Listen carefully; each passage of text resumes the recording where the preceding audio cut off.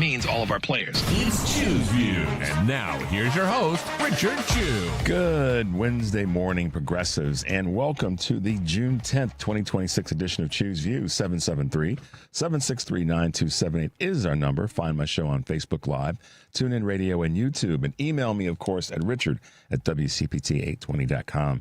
Follow me on all the socials under Choose Views and catch all of our shows by subscribing to our WCPT podcast on Apple Podcasts, Spotify, Amazon, and iHeartRadio. There you can get Choose Views featured interviews, Joan Esposito, live, local, and progressive. And, of course, Patty Vasquez, Driving It Home. It's the Democracy Stupid with Edwin Eisendrath, Out Chicago, and our other great shows and interviews. Also, in the evenings, the Politics Bar. Make sure to catch the Politics Bar, the Matt McNeil Show, and the Gailey Show, because that's where all the other good stuff is. We got good stuff here. We got good stuff with Joan and Patty, and we've got good stuff with our evening shows, and of course, plugging into all the what's happening here at WCPT. Lots going on, and I think that right now one of the big things that's going on are the elections, which we'll talk about in a little bit, meaning some of the primaries and some of the races that are determining who's going to be in the next runoffs, as is the case in Los Angeles with the mayor's race. So we'll talk about that in a little bit. But on today's show, we will have Mike Bennett, Mike Bennett is the Associate Vice Chancellor for Data, Science, and Artificial Intelligence at the University of Illinois at Chicago. And we'll be talking a little bit about how AI and data services and data centers are impacting communities. And, of course, it's Wednesday, so our good friend Kurt Mullett from Hoosier Blues 63 will be with us in the 7 o'clock hour. And then in the 7:30 hour, State Representative Chris Rabb, who is also a candidate for Congress in Pennsylvania's 3rd District, will be joining us in the 7:30 hour. And looking forward to chatting with him about his race. He is what's unique is that a lot came after him in terms of people that endorsed the other candidate, and he ended up winning this Democratic primary in Pennsylvania. So he'll be with us in the 7:30 hour. So looking forward to chatting with him. That's going to be a really good segment. So there you go with who's going to be with us this morning, who's going to be on the show. And if you make your way over to heartlandsignal.com, one of the great articles that's there, two that come to mind really quickly, that there's many, but two that really I wanted to highlight. One of them is, as Republicans push to legalize raw milk, an outbreak in Idaho offers a reality check on that very stupid decision. You'll appreciate the article. This is something that RFK has been a proponent of for a while, and we've seen an outbreak to the health of the folks in the state of Idaho, not Iowa. So make sure you check out that article. The other one that I highly recommend is "What Would Congress Look Like Without Gerrymandering?" Another great article. It's just the title alone. It's almost like, it would be a great question of the day, but I don't want to steal anybody else's thunder. But two really good articles over at heartlandsignal.com. Make sure you make your way over there. Check them out. Like and share, as we always say. One of the things that popped into my brain yesterday when I was talking with Cliff Schechter about the, I guess we could call it decorum. The word that I use is decorum, and it really is amazing to me how a country that, well, let me put it this way: the persons in the country that voted for Donald Trump, that talk about having things be wonderful and look great and be representative. I'm a patriot. I'm an American, and all these things that a lot of times the the MAGA crowd likes to call themselves and try to represent themselves as being, it's a loss of decency that's happening. I had a friend send me an email, personal email. It wasn't to my WCPT email, that said, Rich, at the end of the day, what's happened, and this was on the heels of the conversation with Cliff, the person said to me, a friend said to me, you know, the decency that the United States likes to say it's represented is gone. And that's what a lot of people are not willing to say. They may be thinking it, but they're not willing to say it, or at least at this point, many are not. That decency, you know, treating each other with decency, or as Mayor Johnson says, with humanity. That's gone. There are, you know, and when I say that it's gone, I don't mean that in every nook and cranny of our society, everybody's treating everybody else with a lack of decency or lack of humanity. I'm talking about it from a federal government leadership standpoint. That's gone. There's no one in the federal government right now that's part of the administration, part of the cabinet, or part of the GOP. There might be one or two House of Representative members, maybe a senator here or there, but you know, it's a stretch. The only person that comes to mind in the Republican Party right now that I think about that's currently holding an office on a federal level that is trying to show some decency, that comes to mind. Now, again, that's not to say that there's no one, is Representative Thomas Massey, who is, you know, lost his primary because Trump put his thumb on the scale about the Epstein files. Outside of that, I can't think of someone. That doesn't mean that they don't exist. For those out there who are, you know, checking all the boxes of he said something wrong, that's acting with decency and humanity. And that's where my friend was saying, you know, we've just lost that sense of decency, and it's coming from the federal government. That's the part that's just horrifying, and you know, it pisses me off, just to be honest with you. It just does, because I grew up at a time when we were, and again, this is not how I grew up, but it's about just to share my experience. It's not like my time was better than somebody else's. I'm not trying to say that. But I grew up with respect being one of the words that was top of mind all the time. Respect. Respect for the people. First, it starts with yourself. You know, there's a great song. Who was it that, I don't want to give the credit to the wrong person, but the song Respect Yourself, okay? Starts there. But that's part of how I grew up. And this person that sent me this email reminded me of that in terms of decency. It's like, this is how we grew up, dude. And we've lost that. It's gone. It's humiliating in some ways, because so many of us want to be in relationships and encounters that are respectful. That doesn't exist right now from our federal government. I grew up believing that was part of where we should be to each other. Respect starts, that's like almost first. If I don't respect a person, it's hard for me to love them or to like them. And right now, and again, when I talked to, this was something that was sent to me on the heels of my conversation with Cliff Schechter yesterday about, you know, this UFC match on the lawn of the White House and all the other things. I mean, tearing down parts of the White House to build this ballroom. That's disrespecting an important and unique part of our history. Donald Trump slapping his name on buildings and banners and whatnot in Washington is about disrespect to the history of our country, the really good stuff, the things that we've all strived for, that our predecessors fought for in various wars, etc. And civil rights movements, the civil rights movement and the people that are part of it. There's no respect coming from this White House, this administration, and the GOP at large. And that's also one of the reasons why I think a lot of people just were rightfully upset about this thing with the Knicks basketball game appearance. That was disrespectful to the true fans. That was disrespectful to the people, the businesses. What about all the businesses that lost money because of them closing off so many streets? That's disrespectful. That's without any concern or care. And there's no question in my mind. We've lost that. We kind of lost it, or we've lost it, because too many people's lives are being directly impacted by the lack of respect and the lack of humanity and the lack of dignity. And that should say something to all of us. So we've got to work hard and fight to get it back.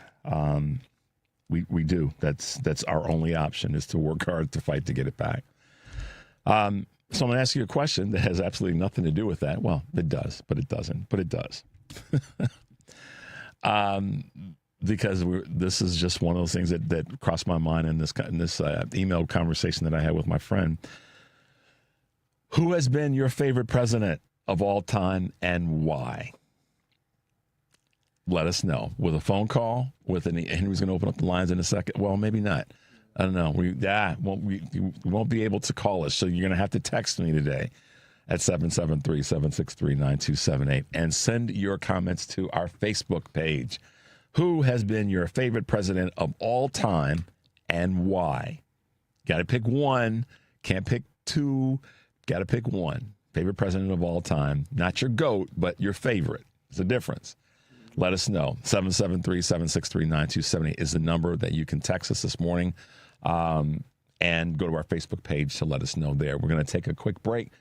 773-763-9278 is our number. Of course, you're listening to Choose Views on WCPT, AM 820 in Chicago and 1520 AM and 103.5 FM from Warren County, North Carolina. Our good friends at AM 950, the progressive voice of Minnesota. I'm Richard Chu, and we will be right back.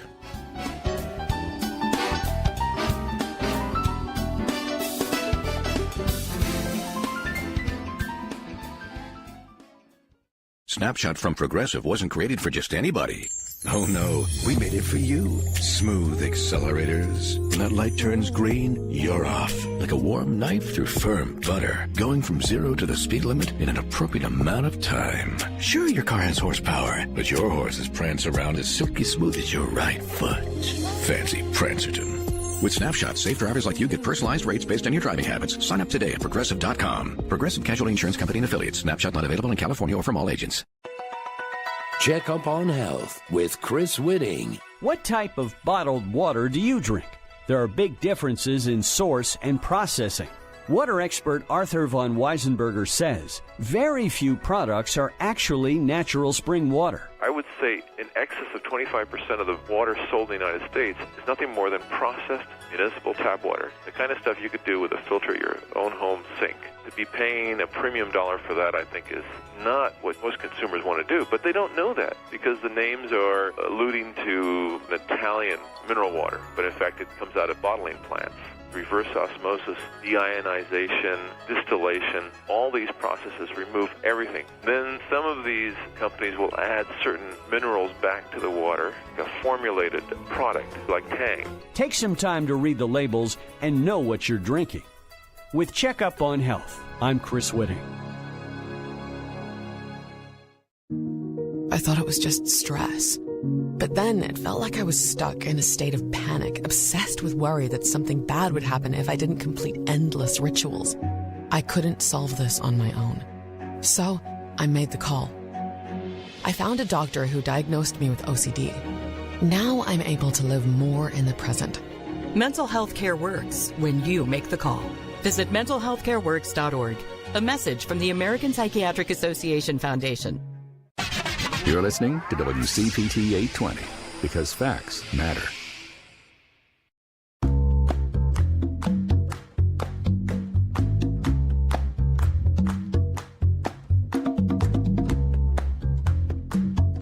Mike's on, truth's out. This is Choose Views with Richard Chu. Yeah, the song Respect Yourself, the Staple Singers. Thank you guys for helping me when you have a brain moment. But yeah. It starts there. It's always started there with me, at least as I grew up and got older. And I think that that's where we are right now with our country. It's the lack of respect that is coming from us, which is in turn, the return of that is not there. In other words, we're not getting the respect, or we haven't earned it. Right? So you don't just get it. We haven't earned it. And so my friend reminded me of that in terms of our dignity and just the class that we used to represent. It's not there. But let's hit them with a couple of quick Choose Views news, guys. On this June 10th, 2026, Ranchers are worried about screwworms' toll on their industry as the U.S. Department of Agriculture confirms 2 more cases of the New World screwworm. Ranchers in Texas say they're worried about how the outbreak can be contained, how much damage it will do to the livelihoods for the people that are in the ranching business. The U.S. cattle industry took around 30 years to recover from the last major infestation. This time, the impact could hit sooner and harder. One rancher tells Reuters that his county will be done if the screwworm isn't controlled in 2 years. Another adds, it's our livelihoods that are on the line here. And as we all know, the department that would be able to help prevent this was gutted by none other than this current administration and their little minions. So don't blame it on the Dems. No, sorry, I hate to be political about it, but that's the truth. Don't blame this on the Dems. We told you. Small businesses at lowest optimism levels since 2024. May's measure of U.S. small business optimism dropped to its lowest level since October of 2024, an ironic time right before the 2024 election. Battered by rising prices and persistent inflation, the National Federation of Independent Businesses Optimism Index dropped 0.06 points to 95.3, erasing virtually all of its gains since the last presidential election. Take note of that. In Apple's WWDC talk, some see hints at a new iPhone that's a folding iPhone. To all you Apple superfans and industry analysts are reading the tea leaves, I should say, and spotting hints in the tech giant's latest release of a foldable iPhone. Inside the first developer beta of iOS 27, which was unveiled on Monday at Apple's Worldwide Developers Conference, one researcher found code linked to whether a device is folded or unfolded. So there you go, those code breakers. The World Cup resale market is flooded with nearly 180,000 tickets. It appears likely the World Cup will feature many empty seats when the tournament kicks off this week, based on the reporting from the Financial Times. It shows that nearly 180,000 available tickets are still available. Median prices have fallen 20% in the last month, meaning that most sales will come at a loss once transaction fees are subtracted. Record prices continue to depress interest, with 15,000 tickets listed on FIFA's official site as well. And last but not least, the USAA is about to return nearly $1 billion to Florida members amid reforms. The insurer is set to return this level of money to Florida members, including a $500 million dividend, thanks to a recent tort reform that has reduced the litigation costs, according to CNBC. The importance of this is that the changes have led to a significant drop in insurance lawsuits and legal expenses, allowing insurers to lower rates and issue dividends back to policyholders. Georgia and Louisiana recently passed similar reforms, and New York is also considering them. USAA says eligible members can expect to see average payments of about $760 starting June 15th. So that's a good thing to see that their premiums are going down, because we all know that prices there in Florida have skyrocketed. So there you go, guys. A couple of quick Choose Views news items on this June 10th, 2026. Join me, of course, weekdays here on WCPT 6 to 8 a.m. and also on TuneIn, heartlandsignal.com, and watch the video stream live on Facebook and YouTube if you want to see my bright, shiny face Monday through Friday mornings. Today's show is live on Facebook, and of course, we're reading your comments. So let us know who has been your favorite president of all time and why. And you can we'll leave your thoughts there. We'll do as much as we can to share them, to acknowledge them. And of course, we want you guys to like and share our page. Today on Live, Local, and Progressive, I'll be in for Joan Esposito. Yeah, I'll be back. I'll just kind of drive around the neighborhood a couple times and come back. And my guests include comedy duo Frangela, Francis Collier and Angela V. Shelton, retired Army General Randy Manner, who has been with us before, Amy McGrath, political and national security analyst and candidate for U.S. Senate. She'll be with us. And then Naomi Davis will also be with us, talking about some of our environmental issues, and specifically as part of the Operation Push festival that's taking place here in Chicago this week. Starting today, in fact, tomorrow and Friday. I'll be actually there in part a little bit tomorrow afternoon listening to former Secretary of State Hillary Clinton and of course, Democratic nominee for president in 2016. So I'll have a chance to listen in to what she has to say. But I'll be sitting in for Joan this afternoon from 2 to 5. Be taking your calls, so make sure you get yourself ready with all your great questions. Tonight on Driving It Home, Patty Vasquez will be joined by guest co-host Ken Mejia Beal, and their guests include Precious Brady Davis, Commissioner of the Metropolitan Water Reclamation District, and Morgan Coghill, former candidate for Illinois' 10th Congressional District. And let's see, along with activist Augusta Gouffroy. Sorry about that.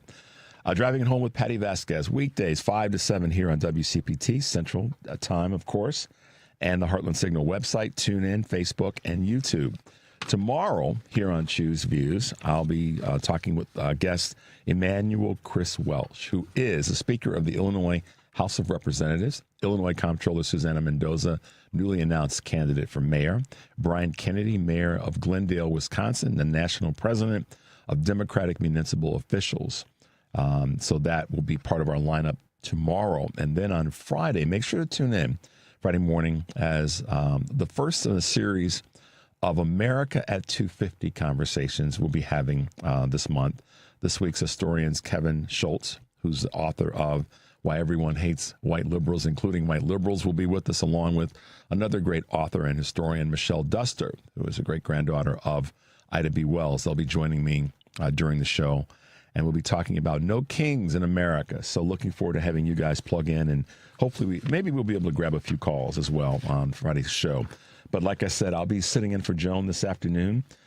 So like I said, I'll drive around the block a few times and come back through the neighborhood and, you know, gather some late breaking news stories. And then I'll be right back here at 2 this afternoon.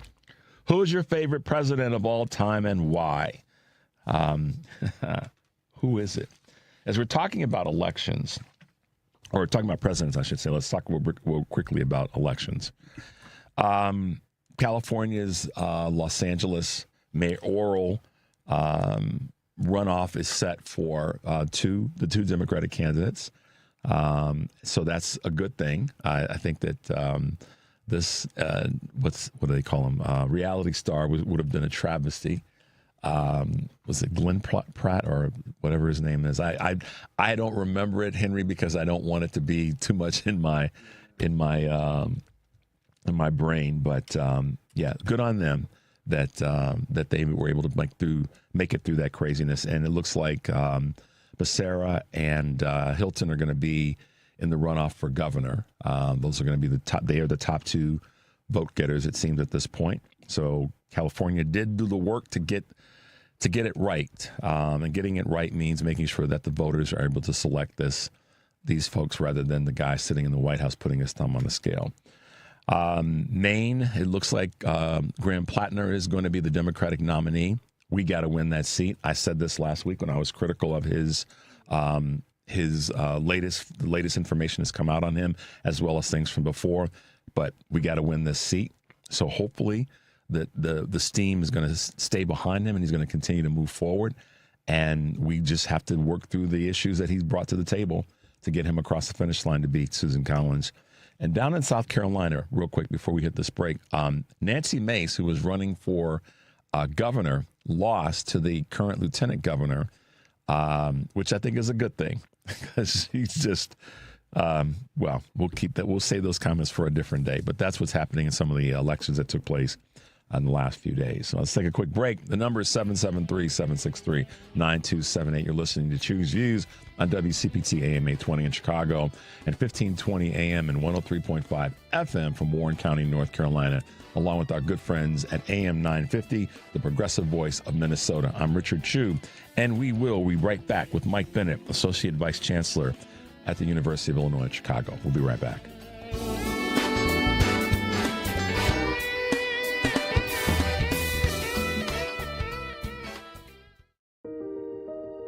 Small businesses are the heart of America. Like you, These entrepreneurs started out with a dream and the drive to build a better life. If you have a small business idea to grow or challenge to face, you don't have to go it alone. Since 1964, SCORE has helped millions of entrepreneurs build their businesses. Today, they are the nation's largest nonprofit source of expert mentoring, resources, and education. Whether you're starting out, building back, or have worked at it for years, SCORE will match you with specialized mentors. Our thousands of volunteers provide the guidance and connections you need for free. Your success is waiting. SCORE is ready to help. Find a mentor today at SCORE.org. We asked parents who adopted teens to share their journey. Nathan has taught me to embrace the moment. Age-wise, I'm in my late 60s. I'm old enough to be his grandfather. Will he be embarrassed to acknowledge me as his dad? I think the most important thing we can do is let them know that they're safe, that they're valued and cared for and loved, and that they're important. I knew I wanted to be adopted by him because of how he taught me to be the person who I am today. And it's coming from a dad that didn't expect to become a dad, and I feel very proud to be his son. I was what he needed, and he was what I needed. Every day is full of new opportunities. That's what it's been about, realizing the simple things that it takes to make such a huge difference in these kids' lives. Learn about adopting a teen from foster care at adoptuskids.org. Brought to you by Adopt US Kids, the U.S. Department of Health and Human Services, and the Ad Council. Chicago's Progressive Talk WCPT Willow Springs is powered by ComEd. Find rebates and discounts on energy-efficient products at ComEd.com/home savings. From the Weatherology Weather Center, I'm meteorologist Jennifer Wojcicki. Few scattered showers and thunderstorms possible late today. Otherwise, a blend of clouds and sunshine develops with a high around 90. Breezy winds turn southwesterly and increase around 15 to 20 miles per hour, gusting as high as 30. And then for tonight, a chance for showers and storms, mostly cloudy, a low near 71. Thursday, chance for showers and storms here late, a high around 88 degrees. That's your latest Chicago weather update. Currently, it's 75. Alexa, play WCPT. WCPT from TuneIn.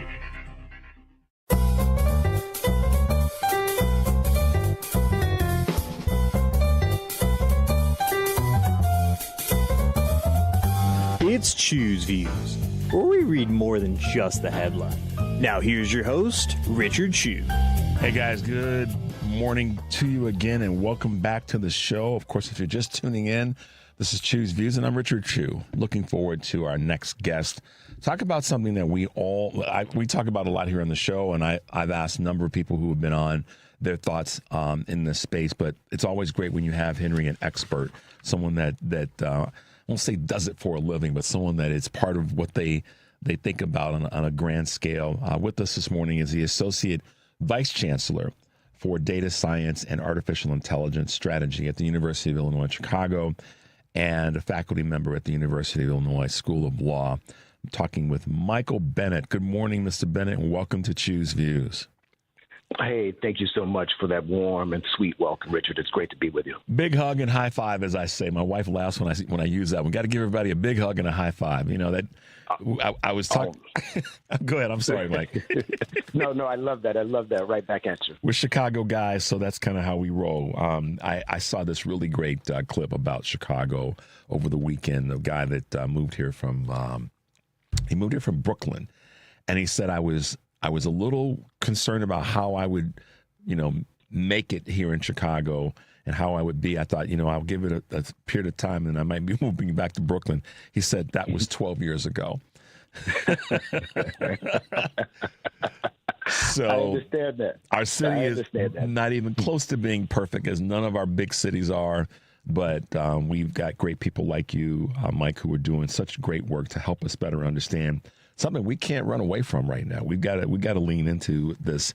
Tell us a little bit about your role at UIC and what you're undertaking right now, why it's so critically important when we're dealing with this data and artificial intelligence conversation. Right. Again, thank you so much for bringing me on this morning. It's a real pleasure and an honor to be with you. And hat tip to your wife as well. I think she's onto something with those hugs and high fives. Over at UIC, though, we take this very seriously, from our chancellor all the way down to our faculty and staff, and our students can't stop talking about this either. And really, when you think about it, UIC has a really crucial role in general when it comes to the city, when it comes to Chicago and really the whole state of Illinois. This is the only public R1, like the highest level of research university, the only public one in the city. We have a special civic responsibility to inform our citizens and give them an access to pathways to meaningful lives. And when it comes to artificial intelligence right now, generative artificial intelligence, there's no way to provide those types of pathways without helping everyone in our community at UIC and in the city more broadly come to grips with this technology. And so what does that mean? That means courses across most of our academic units right now.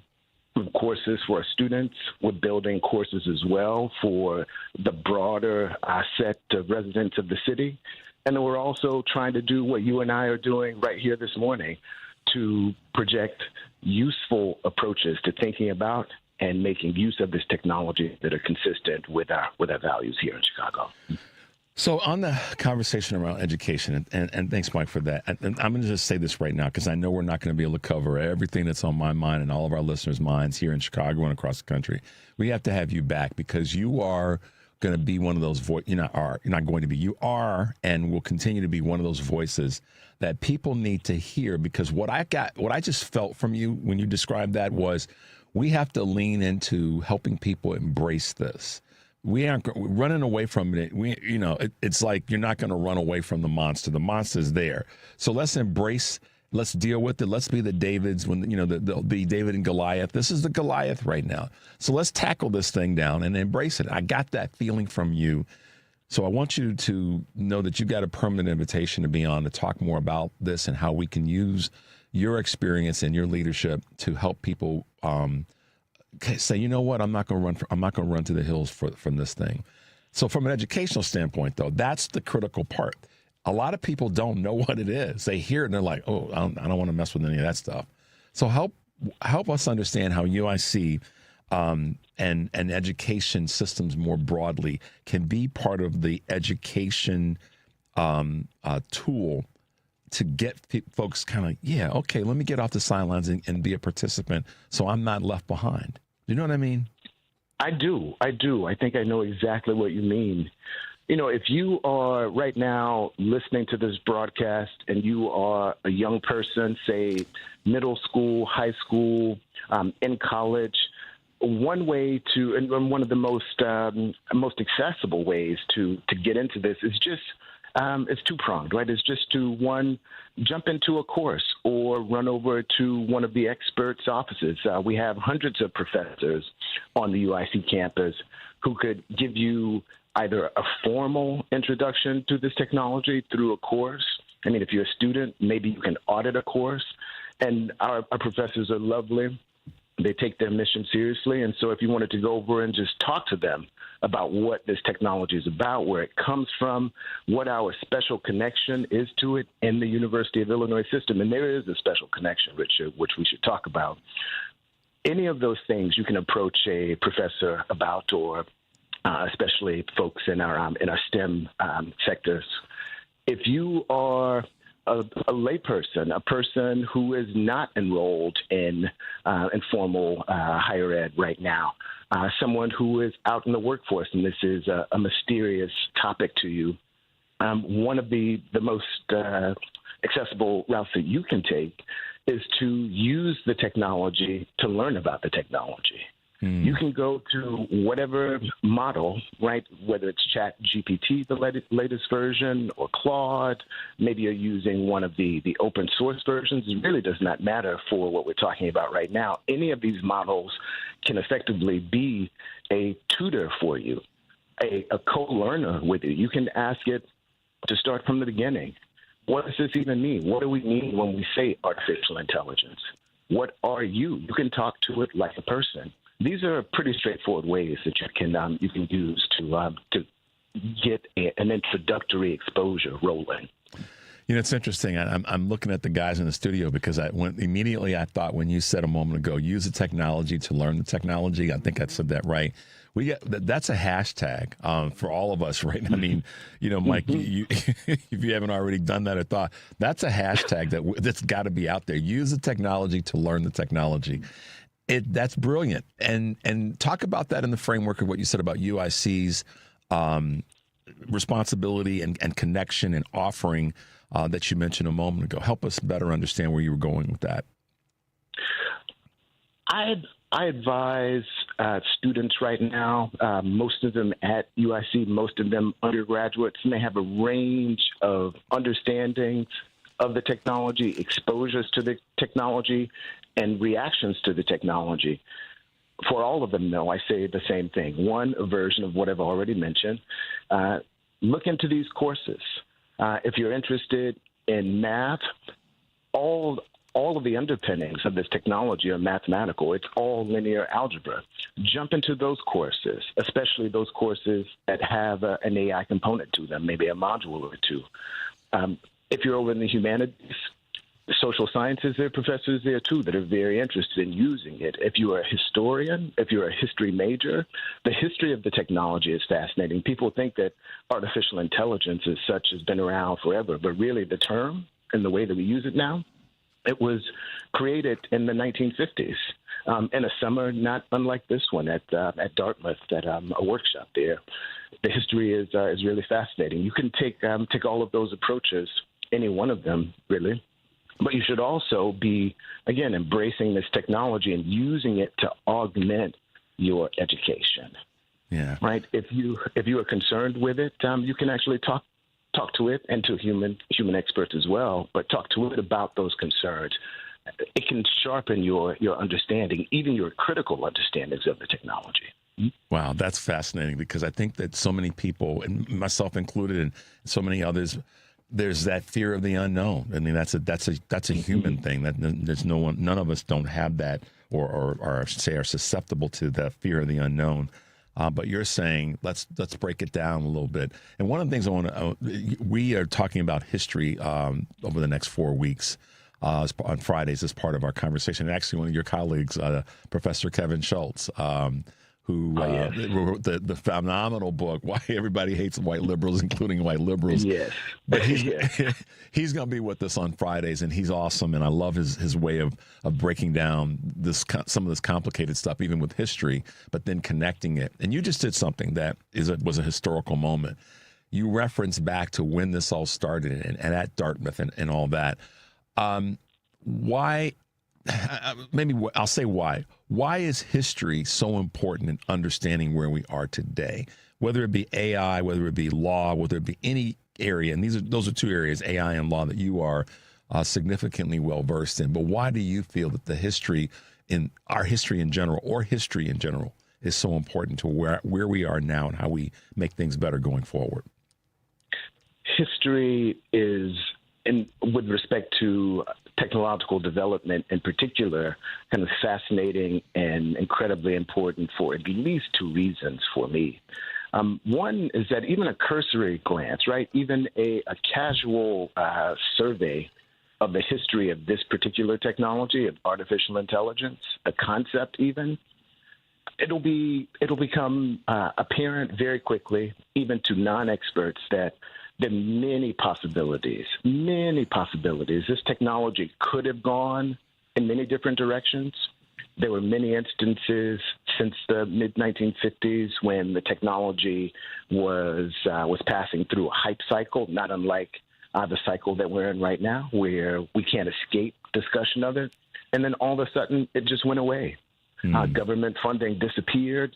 Experts gave up on the technology several times, Richard. That's happened. And it's possible again. And so the punchline there, just going back again to the 1950s, is that there is nothing inevitable about this technological development. As omnipresent as it seems right now, as pervasive as it seems right now and as entrenched as it seems right now, all of those qualities are probably unfixed, right? They're probably much less stable than they appear. We're only a few years into the generative AI phase, if you will. The first model, the first ChatGPT that became publicly available, that's less than 4 years ago. Wow. This technology is in effect still under construction. So that's one type of value of a cursory glance at history. If you go deeper, if you go back hundreds of years, say to the 16th century, when Francis Bacon was talking about what we now refer to as technological innovation and development, you'll see that the very same questions that we have right now, he wrestled with.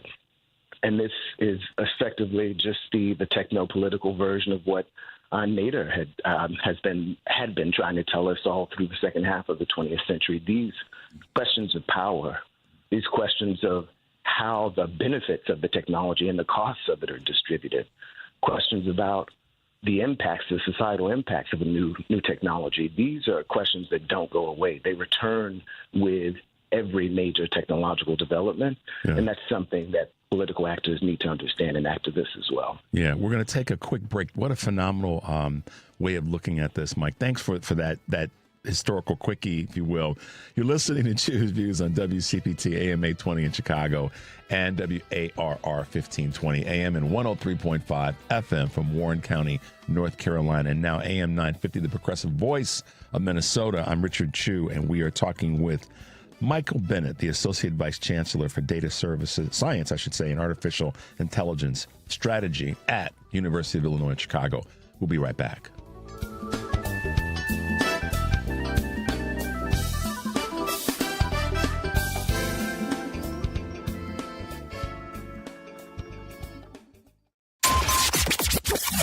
WCPT replay. When I look at the GOP, at the Republican Party, I struggle for a way to not call it evil. This is a party that is now fully in the service of a fossil fuel industry that is actively destroying our planet. They are in the service of a for-profit health insurance industry that, according to the British journal The Lancet, is responsible for 65,000 Americans dying every year unnecessarily because insurance companies denied them preventative or any other form of care. The Republican Party is fully beholden to the American gun industry, which is responsible for psychologically scarring an entire generation of children so that this industry can continue to make profits. And the Republican Party is not only fine with that, they're enthusiastic about it. How do you not call that evil? Keep listening to WCPT 820 because facts matter. I lost count of how many foster homes I lived in. 20, maybe more. Each time, a new room, a new bed, a new routine with a new family. But never a space that really felt like mine. Eventually, I didn't even bother unpacking, because moving again was never an if. It was always a when. There are more than 100,000 children in foster care waiting to be adopted. The Dave Thomas Foundation for Adoption is working to help find them a forever family and a permanent home of their own. When I was 15, I didn't have anywhere to go for the holidays. So my high school principal invited me to stay with his family. It was just supposed to be for a few weeks, but soon they asked me to stay forever as their daughter. Now I have my own room and decorated it myself. It's kind of a tornado, but it's my tornado. And just like my family, it's mine to keep. If you have room in your home or your heart, see how you can help at davethomasfoundation.org. Chicago's Progressive Talk, WCPT 820, where facts matter.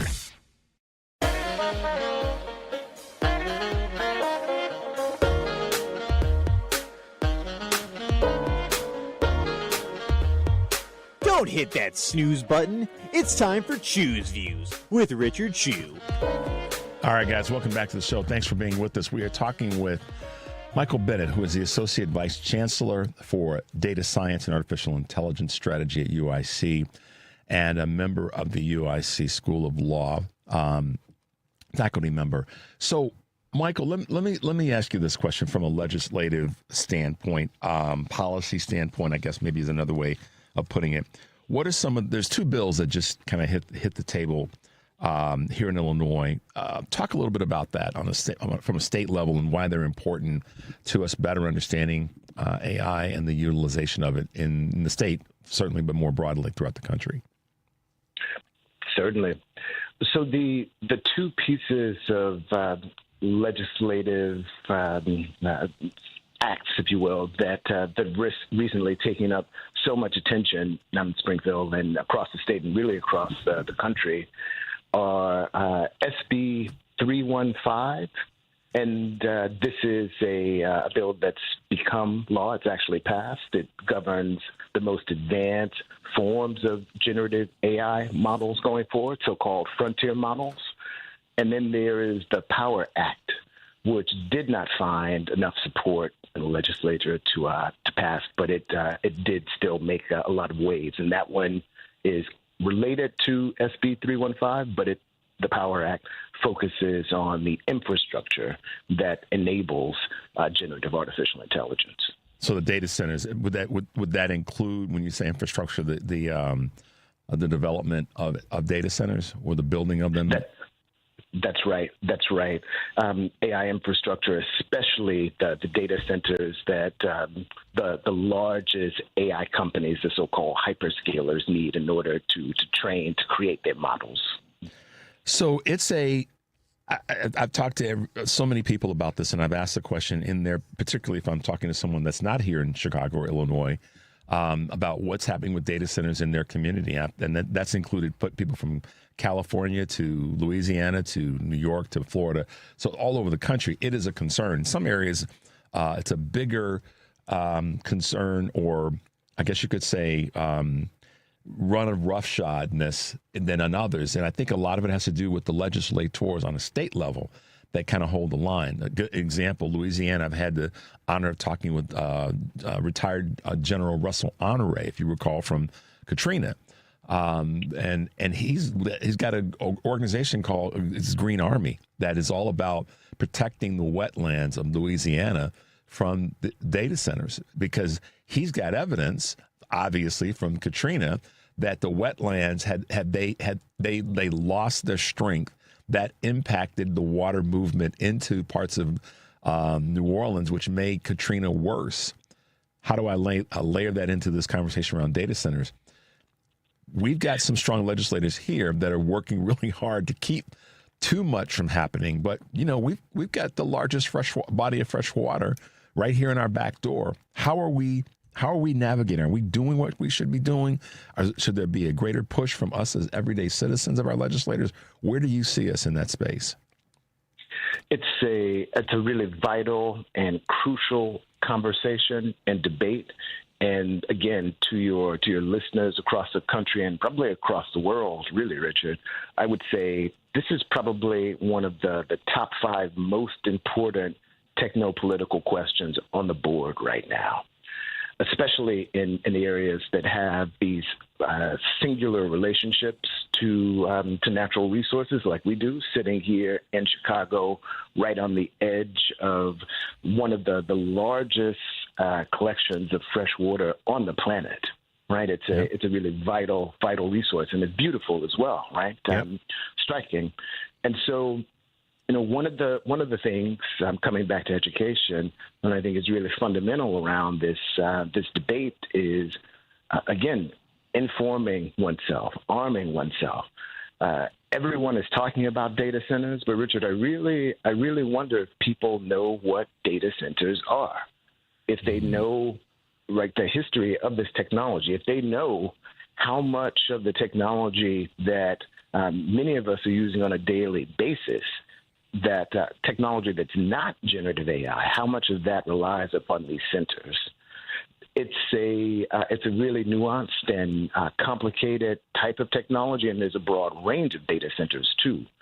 We shouldn't be intimidated by this, given, again, the value of the natural resources that are at stake here. The first thing is to just better understand what we're talking about when we say data centers. Okay. And so these are massive, in many instances, massive infrastructures that require a lot of power And they produce a lot of heat, too. And as a result of that, many of them do at least, as a result of that, they have to have mechanisms for cooling.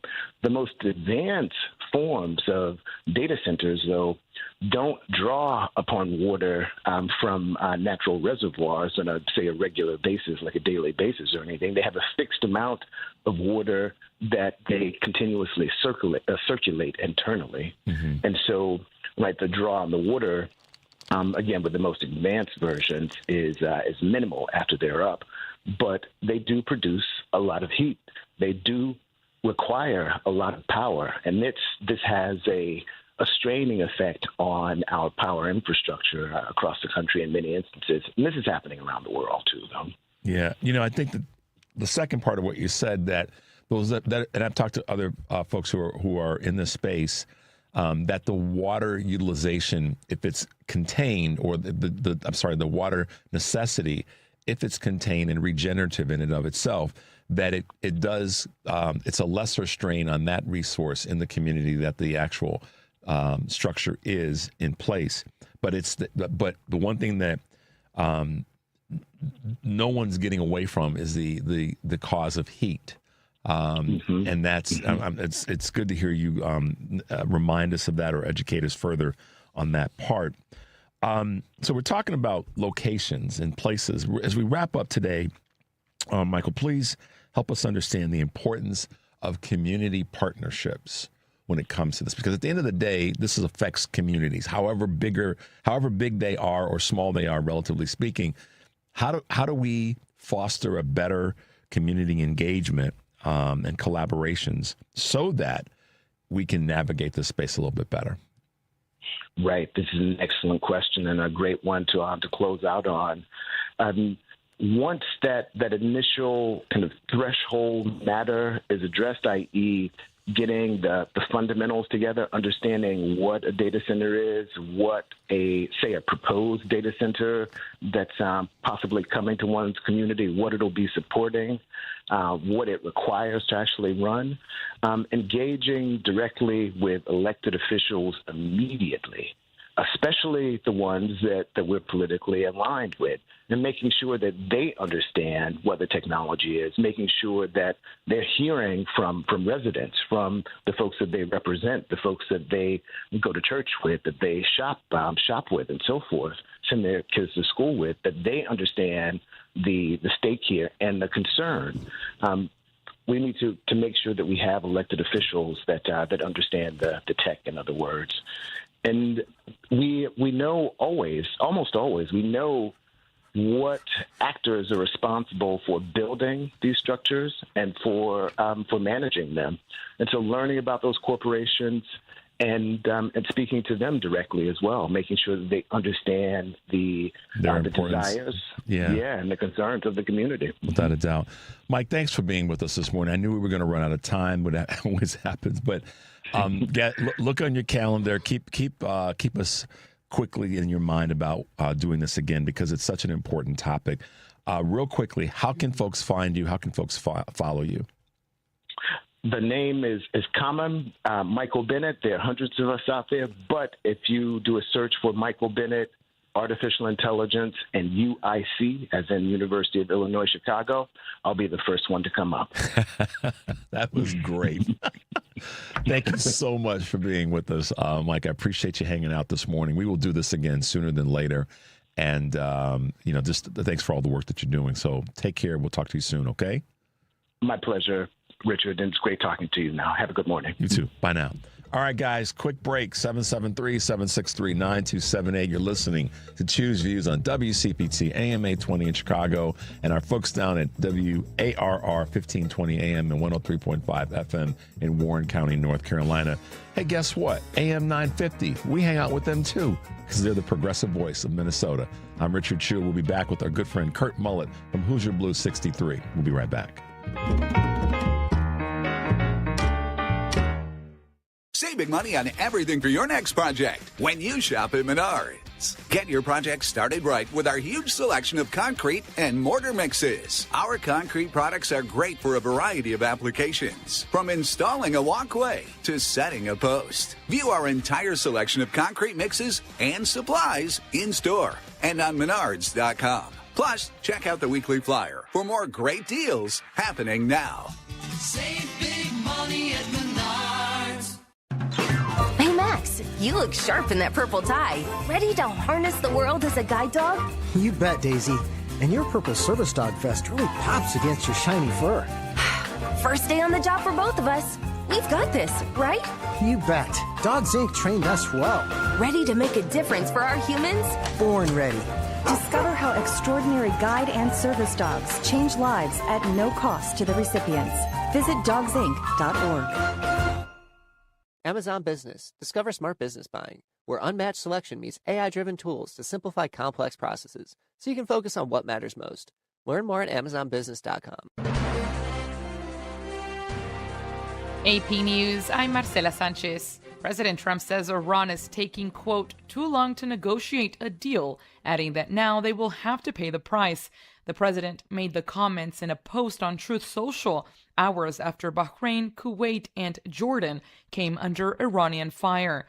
Earlier, the U.S. launched airstrikes against Iran after Trump blamed Tehran for the crash of a U.S. Army Apache helicopter near the Strait of Hormuz. The two pilots were not injured. The House has passed a $70 billion bill to fund immigration enforcement for the next 3 years. The bill passed by a vote of 214 to 212 over the objections of Democrats. It's now headed to Trump's desk for his signature. He's expected to sign it into law today. Bill Gates will testify today before a congressional panel investigating the Jeffrey Epstein files. Members of the House Oversight Committee are set to interview the billionaire Microsoft co-founder behind closed doors, as they have done with other witnesses in the investigation. Many young teens are not keeping up in reading and math. AP correspondent Donna Warder reports on federal data that's just been released. The latest testing data released by the federal government shows that average scores in math and reading for 13-year-olds remain below pre-pandemic levels. Scores for 9-year-olds, who also were tested last year, have rebounded. Leslie Muldoon, executive director of the National Assessment Governing Board, says since the pandemic, schools and state policymakers have focused on overhauling instruction for elementary students. She says recent test scores show that educators should also focus more intensely on adolescents. Donna Warder, Washington. More stories at apnews.com. This is AP News. Omar Artan was going to be the first referee from Somalia to officiate at a World Cup after making FIFA's final list for the tournament. But as the AP's Charles de Ledesma reports, he was denied entry into the U.S. On Wednesday, many Somalis gathered at Mogadishu airport to greet Artin on his return. Youth activist Mohamed Antabo salutes one of the East African country's rising stars. We are here to welcome our hero, Omar Artan. It's really great to see that young Somalis can excel and succeed in world stage. On Tuesday, the head of the Somali Football Federation had told the AP denying Artan this chance would have a significant impact on him and the wider Somali soccer community. He'd been denied entry at Miami International Airport on Saturday over vetting concerns, Customs and Border Protection said in a statement without giving details. I'm Marcela Sanchez, AP News. This is 8:20 a.m. WCPT Willow Springs and streaming worldwide at WCPT820.com. We are Chicago's progressive talk, where facts matter. Now your WCPT 820 weather update. From the Weatherology Weather Center, I'm meteorologist Jennifer Wojcicki. Few scattered showers and thunderstorms possible late today. Otherwise, a blend of clouds and sunshine develops with a high around 90. Breezy winds turn southwesterly and increase around 15 to 20 miles per hour, gusting as high as 30. And then for tonight, a chance for showers and storms, mostly cloudy, a low near 71. Thursday, chance for showers and storms here late, a high around 88 degrees. That's your latest Chicago weather update. Currently, it's 75. Daisy was abandoned by her family and placed in foster care at 15 years old. Her life was full of uncertainty. She thought she'd never have a permanent place to call home. Before I was adopted, I felt like I wasn't enough. I had this hole in my heart, and I never knew what I needed to patch that hole. But when my mom asked to adopt me, that hole was closed. It feels so normal now to say that I'm a part of this family. I am surrounded by love. I feel safe. And that hole inside of me is gone. I am whole. I'm finally enough just as I am. The Dave Thomas Foundation for Adoption is changing the lives of teenagers at risk of aging out of foster care. Like Daisy, every child deserves a permanent, loving home. You can help. Learn more at davethomasfoundation.org. Because facts matter. You are listening to WCPT 820.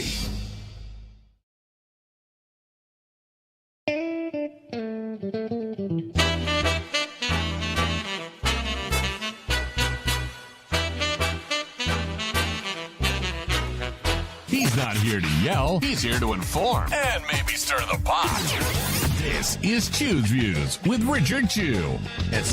You probably can't see me unless you're watching on Facebook Live or the stream on YouTube, but this is me stirring the pot, churning, and it made Kurt smile, so that's a good thing. It's Wednesday, and that means that we have such a great opportunity to hang out with my good friend, Kurt Mullett from Hoosier Blue 63. Good morning, Kurt, and welcome to the show. Good morning, Richard, and thanks for having me. I appreciate all you do, and thanks for stirring the pot, bud. I've never been accused of that. I did that for you. Oh, man. That. Well, listen, Mike Bennett was really, really eye-opening. And the thing that I took from what he taught, there's a lot that I took from what he said, but one of the things that I took from what he was saying is that we cannot be intimidated by this thing called AI and all the things that it can represent. And he said something I thought was kind of interesting. Use the technology to learn about technology. And I know maybe it didn't strike everybody else or anybody else the way that it struck me, but I thought, golly, that's such a common sense, simple thing. But it's very applicable. Use technology to learn technology. You've done a really great job of that. And let me tell you why I'm giving you your flowers here, because I remember when you first started your platform and the work that you're doing, and you've been on the show and all that. And you said to me, Richard, one of the things that I'm really trying to do, and we had this conversation in private, but also you've talked about it on the show, is embracing how technology was going to help you do a better job in getting your message out and connecting with people and that sort of thing. So it's interesting that, if we give ourselves kind of the permission to, as Mike said, use technology to learn technology and improve your competency there, it kind of does help. It kind of does work. What are your thoughts there, Kurt? Well, technology obviously is it's something that's needed, and it's progressive ways of being able to enhance your knowledge, connectivity, learning skills, all of those things. Technology is a great thing. New technology always gets criticized, and people, we would never have a cell phone. We would never have electric car, I mean, the list goes on and on.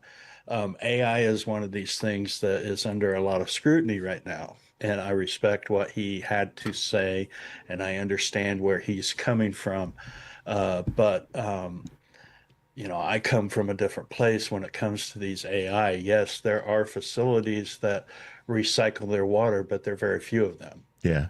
Because it's extremely expensive to build them that way. Yes. And so out of respect, we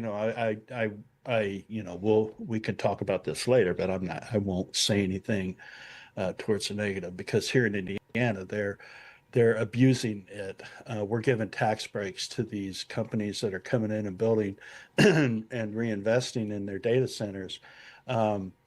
we're given tax breaks and tax abatements that are lasting for 50 years. So our kids and grandkids are going to be dealing with this. And I seriously doubt AI is going to be the same in 50 years that it is today. So, and no technology no technology is the same if it's from its origin to where it is today. You just look at cars. Exactly. We can look at cars Right. as a good example. It's probably the easiest one that connects us all.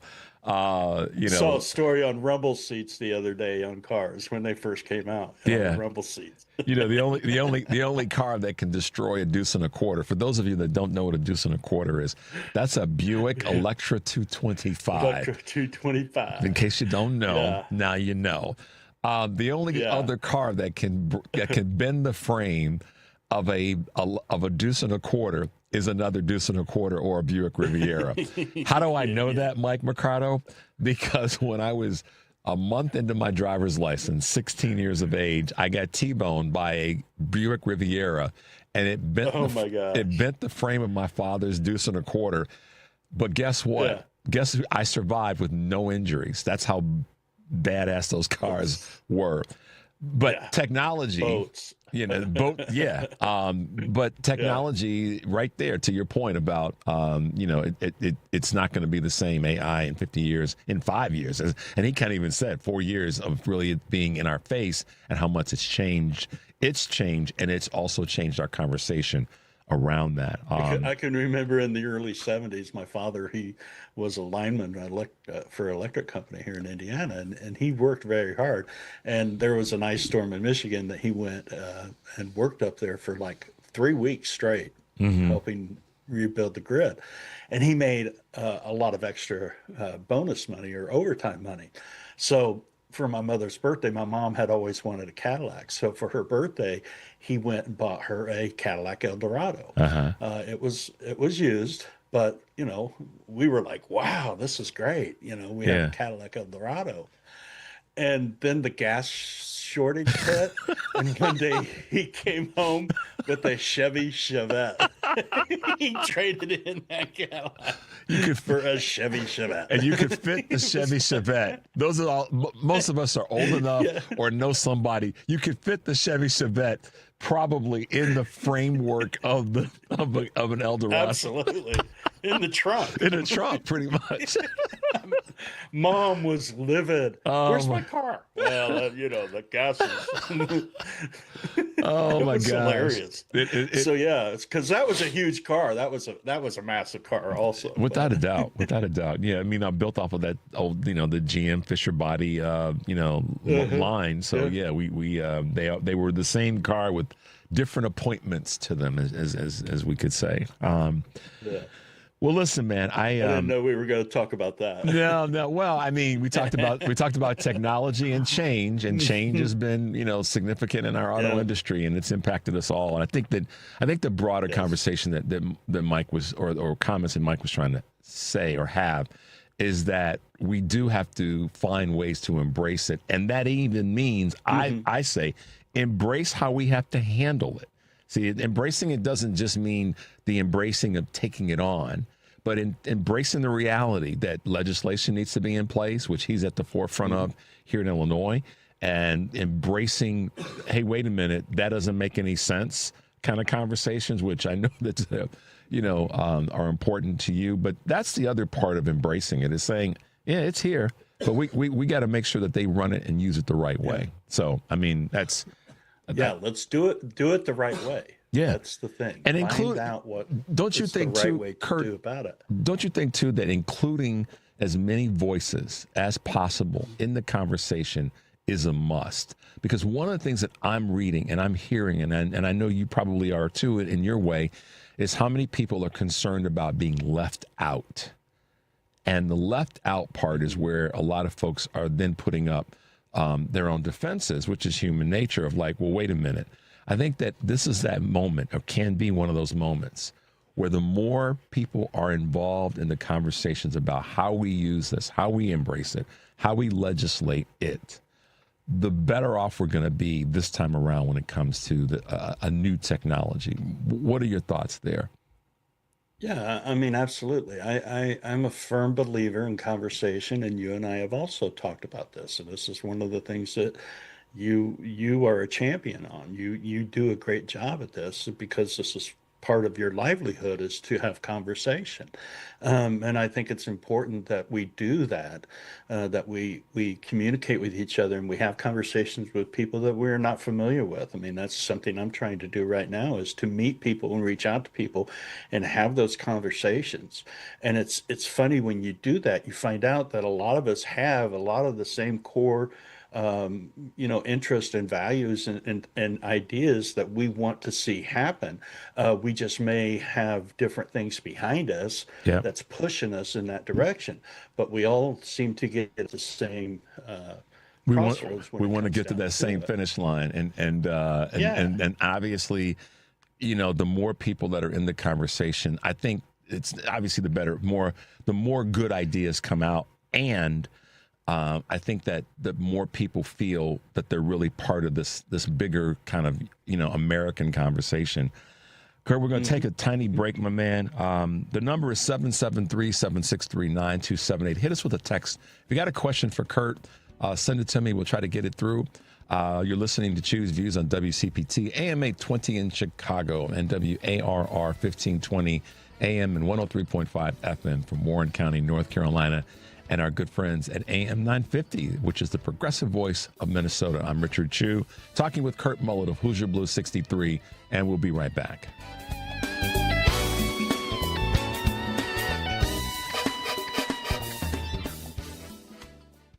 This is a WCPT Veteran Minute. After working several odd jobs in New York City, Henry Johnson found his way into the National Guard during World War I. Johnson was assigned to the 369th Infantry Regiment, but the all-black unit was better known as the Harlem Hellfighters. The Hellfighters' first task was assisting the French Fourth Army. On May 15, 1918, Hellfighter Johnson noticed Germans attempting to break in. Johnson retreated to get backup from the French troops, noticing German soldiers were attempting to kidnap another Hellfighter. Despite standing at only 5'4", Johnson sprung into action. With only 3 bullets and a bolo knife, Johnson was able to kill 4 enemy soldiers and wounded 21 others, causing them to retreat, saving himself and his men. However, Johnson received a total of 21 injuries all over his body, including his left foot being shattered.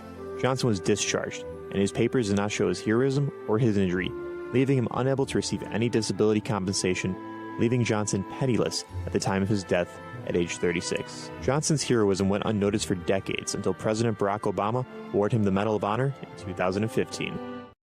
Imagine home. The smell of coffee, the sound of a lawnmower, the sun's warmth on your face.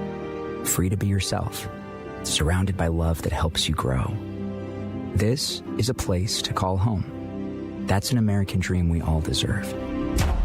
But in 50% of U.S. states, you could legally be denied housing if you are LGBTQ+. Get the facts and hear real stories at lovehasnolabels.com. Brought to you by Love Has No Labels and the Ad Council. Retirement can be scary, but only if you're not prepared. That's why AARP created thisispretirement.org. Because unless you've already retired, you're in pretirement, and you still have time to plan. Learn about retirement savings options, potential tax breaks, and how you can build savings over time. Visit thisispretirement.org for free resources to help you customize your action plan and feel the retirement fear disappear. Brought to you by AARP and the Ad Council. Hey Google, play WCPT. Streaming Chicago's progressive talk from TuneIn.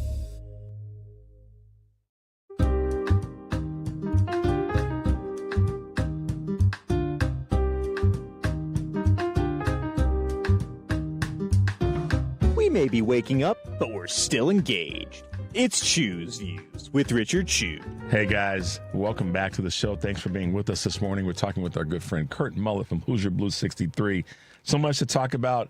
I'm going to throw you a couple of the thoughts that are out there from folks right now, and we'll wrap up with the fun one that I'm going to hold on to until we get to the last couple minutes of the show, so you and I can go out on a laugh. But so now, even though I can't vote in Indiana, and you can, and you've been working really hard to bring awareness to people about true leaders who are going to be there for everybody, the Secretary of State. One of the questions that came my way as the Secretary of State race is, leaning in the direction of Bo Bai, who is, we don't have to go down the path of all the things that we've talked about before, and you've done such a great job of highlighting on your Substack. But how do I want to put this? Two-part question. His chances of winning, one, and two, what do you think it will take for Indiana voters to recognize at the end of the day, we got to win the seat. We got to win that office. How do you think that's going to play out now? Yeah, I know. That's a tough question. And it's hard to set aside this is one of those moments where you have to set aside, we all have to do this. We have to set aside how we view certain parts of it to go, ultimately, we got to win the seat, or else we're still in a worse situation. It's kind of what Maine is dealing with in some aspects. But go ahead. Sorry about that. Well, no, we had our Democratic convention this past weekend. He was elected by our delegates to be the Democratic nominee. So that's who we are putting forth as the Democratic nominee for Secretary of State. I can't vote for an Epstein class candidate. I can't. I'm not a vote blue no matter who guy. And I understand the pushback and the criticism that I'll receive from that. At this point in time, I don't know exactly what I'm going to do, because I have to see who else is going to enter the race and evaluate what is happening there. It looks like the Republicans are trying to push Diego Morales to the side, which is a great thing. Mm-hmm. But I have learned way too much. I've been working with a couple people, a couple friends of mine, Sierra Martin and Tabitha Ziegler, and now Aaron Moonwalker. We've been digging into this, and I have just found out way too much about, what's behind this guy. So I can't, I just cannot do this. I cannot vote for an Epstein class candidate. So I'm sorry if I upset people, but that's where I stand right now. But who I'm going to vote for, I don't know right now. Yeah, that's an honest answer, and that's all I was looking for. It's because it's a situation where the principle that one stands on is the question becomes, do you stand on it to an eternity, or do you move off of it depending on the circumstances? And the honest answer is always the best. Well, it comes back to something you were talking about earlier with respect. And I was brought up the same way you were brought up. Okay. And I'm sorry, but if I have no respect for you, it destroys everything else. I have to be in a place of respect with someone, and it's not, respect is not something that just comes to you. It's something that people have to earn. I was brought up that way. So let's try this out, because this is what's going to probably happen. I tend to have this long range view that is facilitated by short range planning and thinking. He gets nominated. Well, not nominated. He wins the election. Let's just play that out. And the reason I say this, and people may go, well, why are you talking about this as Indiana? You're in Illinois. Because we're neighboring states. And one of the things that happens is neighboring states politics impact the neighboring states politics. And if you don't believe me, then think about what's going on, people with the Bears in Indiana. So we'll put that on pause for a moment. So he were to win and become Secretary of State, and then, moves in a direction that's less problematic for your thinking and belief. How will that impact you to then be able to say, let's help him change and let's find out what the opportunities are to get him into a place where he's going to be more of a candidate that we can get behind? Because, that could happen. Let's be honest. Let's just be realistic. Maybe not honest, but sure, that could very well happen. He wins. And so now you've got a person that says he's going to stand for the things that the majority of people that elected him voted for. Well, I will use Thomas Massey as an example. Thomas Massey is not someone that I support as far as what he has voted for and what he has done in his past.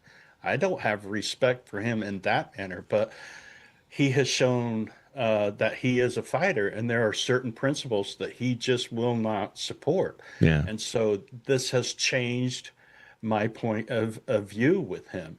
I feel, you said you said earlier about him being one of the candidates that is that is doing the right thing, or I can't remember how you phrased it, but I think Ro Khanna is the same way. Yeah. I think those are two guys that are really doing a great job as far as standing up for us. So, the communication thing is the problem here in Indiana, because our state established Democratic Party didn't listen to their constituents and the people, what they were saying and the warnings that we were putting out. This all came down to money, about money. Yeah. And, progressives, that's not where we really stand. If you're a true progressives, you really want to get money out of politics. This is something that is a core belief in what, and I don't mean that we have to remove all money from politics. Yeah, money has to be there because, it's an essential part of it. I'm talking about the type of money and where it comes from. Dark money. Yeah, when we look at the influence that some of these PACs have, it's astonishing. And what's happening right now on the national level and on state levels too. Well, the states are a reflection. I mean, I think the states are a reflection. State elections, I should say, legislative elections are a reflection of the national, and the national are a reflection of the states. I mean, we can't get away from that now, and I've been saying that for a while, and that's really got to be the conversation. One of our partners, team members, Daniel Squadron, is leading what's known as the States Project, and just put out a great new book, which I'm going to talk about today on Jones' show. I got to ask you this last question before we wrap up today, and it's so you and I can poke some fun a little bit. You and I love basketball. We don't watch it as much as we did when we were growing up and playing. But look, man, I can't remember ever in my lifetime going to any sporting event, period, where in the middle of the sporting event, I took a nap. I fell asleep. I knew I would tickle you with that one, man. I mean, after all the hell he put New York City through to go to the game and all the disruption and the cost to businesses and the cost to folk, he falls his goofy ass asleep. I mean, that's just, the other things I want to say, I'm not going to say, but I knew that. Don Snorleone. Don Snorleone, man. In of all places, New York. Don Snorleone in New York. Sleepy Joe has nothing on Don Snorleone, man. Let me tell you. Here's what I'm waiting for, Kurt. And I know you are too. Two things. One is disgusting, the other one's not. I'm waiting for the moment when he dozes off and there's drool. One. That's the disgusting one. And Henry's nodding his head right now. And the other is I'm waiting for him to nod off and have that, that jerky head thing that's caught on camera. That's the one I'm waiting for. Because I know you're a bad man. You're going to post that all over social media, brother. I know you are. It's just the hypocrisy in this thing is just ridiculous. I mean, this guy is. His performance on Meet the Press was just. We didn't even get a chance to talk about that. My goodness, that was just. That was just ridiculous. What a baby, man, baby. I mean, you can't even. Unreal. Yeah, just baby. So, Kurt Mullett, y'all. Go Spurs, man, go Spurs. Hey, they made. I'm telling you, they better watch out. I'm all for it. Cool. I'm all for it. I couldn't have played out better. That could not have played out. There's so many associations, 47 and just whatever. So too much to talk about. Yeah. Thanks for hanging out with us this morning, man. Go have another good cup of coffee and have a great rest of the day. We'll talk to you next week. You too. All right. Talk to you later, brother. Thanks. Let's take a quick break. 773-763-9278 is the number. You're listening to Choose Views on WCPT AM 820 in Chicago. Chicago and WARR 1520 AM and 103.5 FM from Warren County, North Carolina, and the great folks at AM 950, the progressive voice of Minnesota. I'm Richard Chu, and we will be right back.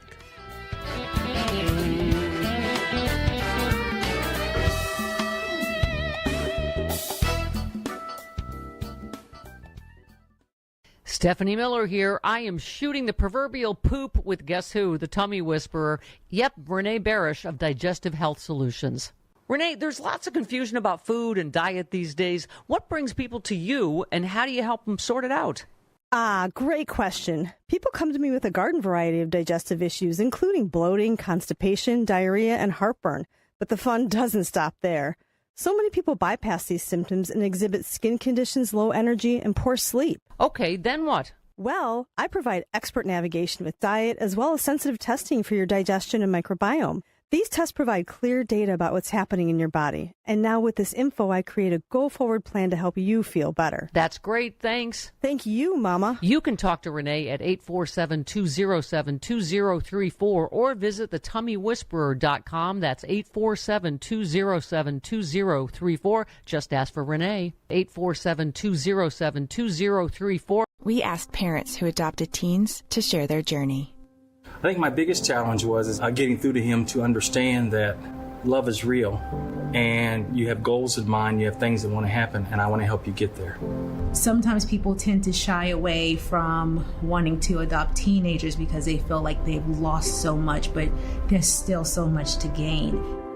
Just knowing that there's just that other person that cares and loves me out there, it feels great. And they've done so much for me, and I can only be appreciative every single day for just having them in my life.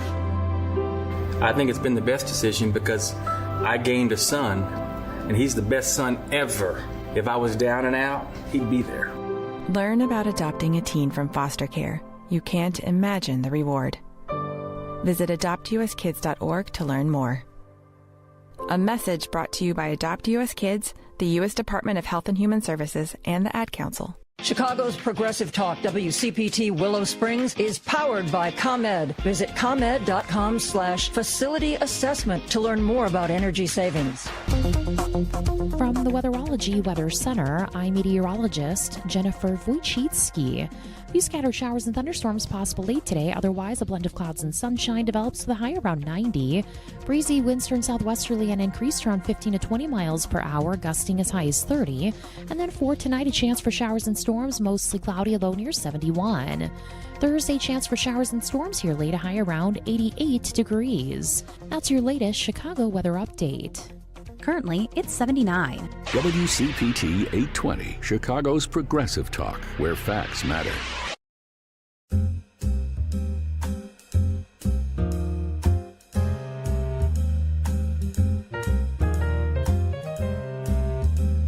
You're listening to Chu's Views with Richard Chu.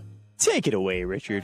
Hey, guys, welcome back to the show. If you're just tuning in, this is Chu's Views, and I'm Richard Chu. Thanks to our good friend Kurt Mullett from Hoosier Blue 63, and it was great talking with him about technology and cars and Buick Electra 225s, also known as a deuce and a quarter, and all the rest. Always great to talk to Kurt. And they've got some challenges in Indiana right now when it comes to their elections and where they are, how they're dealing with what many voters want in the progressive wing of the party in the state. It's leaning more moderate with some of the folks they've elected. We've got a gentleman with us this morning who has had some similar challenges in Pennsylvania as a Pennsylvania state rep and is now the 2026 candidate for Congress from the Democratic Party in Pennsylvania's 3rd District. And he and I have a little something in common. Chris Rabb, good morning, Representative. Welcome to Choose Views here on WCPT in Chicago. Good morning. Chicago born. Yes. Born and bred. Yep. We're built differently here. We can go anywhere on the planet and survive. And you've clearly done that by being there in Pennsylvania and Philadelphia. And it's just great to have you with us this morning. Thank you. My pleasure. So here's the question that is on everybody's mind in Pennsylvania in terms of us grabbing another House seat. You're going from the Pennsylvania State House now as a candidate for a larger district. I mean, I look at this geographically, but tell us a little bit about, before we get into some of the specifics of the politics there and your race, tell us a little bit about your background. I mentioned you're born in Chicago, but tell us your sort of, movement and all the things that you've done. Let our listeners know a little bit more about you. Well, thank you. I call myself a Chi-Delphian, born and raised in Chicago, and adopted Philly as my home 24 years ago. I'm a proud father of two. I'm in my fifth and last term in the Pennsylvania legislature, which is the largest full-time legislature in the country. And I represent 4 neighborhoods and 70,000 people in Northwest Philly. It is a majority Black, mixed income district. And it is the bluest legislative district out of all 203 across our fair Commonwealth. And I have just secured the Democratic nomination for Congress in the bluest congressional district in the entire nation. So we have more raccoons than Republicans where I live. And that is an actual fact. And we have a very diverse district. It is majority Black. It is young.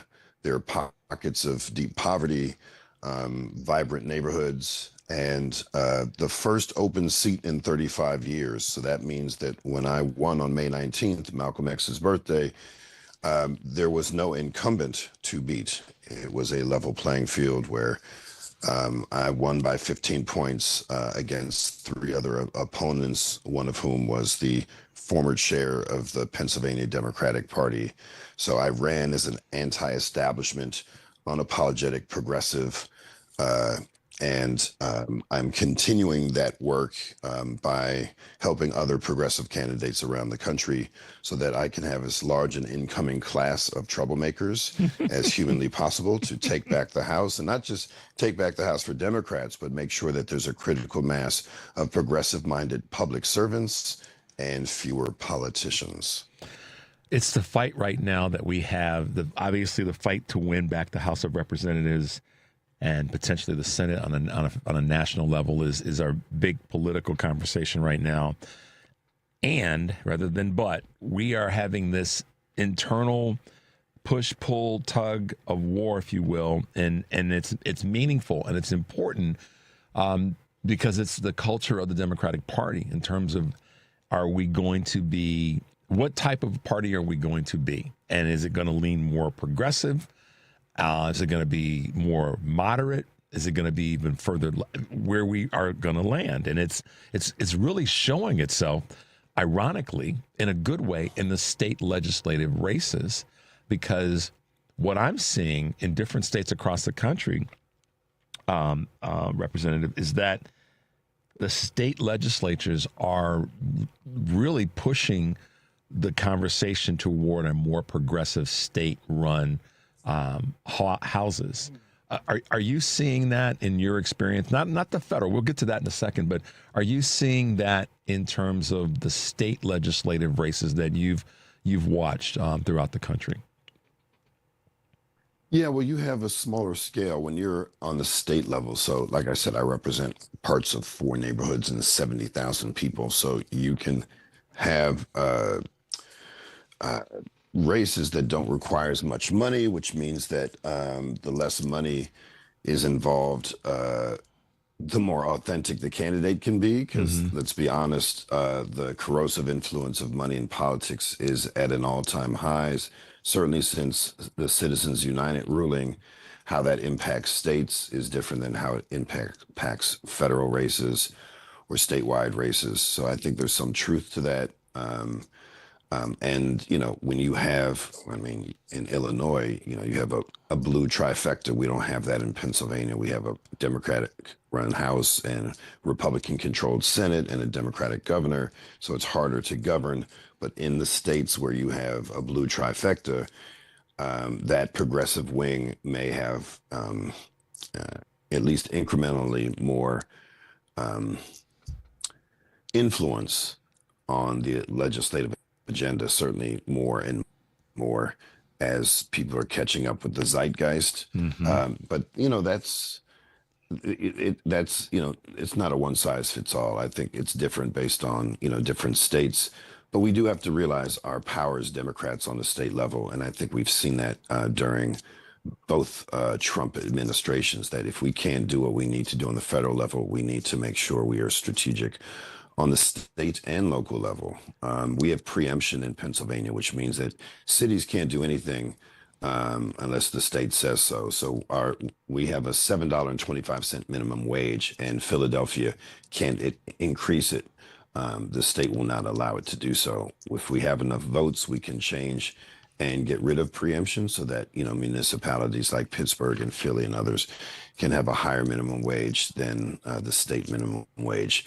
So it really depends on the constitutions and the kind of composition of these legislatures. Is that something, in terms of the wage item, is that something that obviously I'm sure I would gotta believe that citizens and voters want to see increased, but is that something that's blocked by the Senate, that's run by Republicans? Because typically Yes. Democrats want to see higher wages, broadly speaking, and specifically in state levels. But that's one of those moments where the not having the trifecta is a disadvantage? Is that what's going on there? Yes.